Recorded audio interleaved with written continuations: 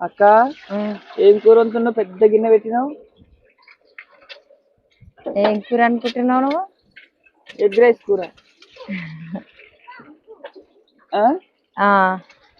ఎందుకని ఈరోజు బెండకాయలు కూర వండిరు మన ఇంట్లో.